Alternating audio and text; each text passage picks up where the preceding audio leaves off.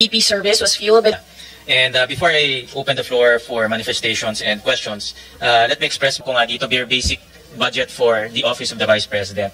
And let me severely wasted students. Alam natin, almost 20% of our students are malnourished. So to date, there are about 16,000 students that were fed by the Pansarap project. Another year kasi I noticed from 744.1 million po na budget ng OVP. Yes, Mr. Chair, with additional provision for... Mr. Chair, ang... Yes, Mr. recognize the Senate. And I know many of you just want to make manifestations. Rin po itong sinusuportahan in my own small way po.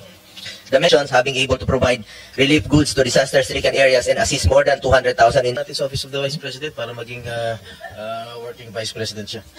Senate. Salamat.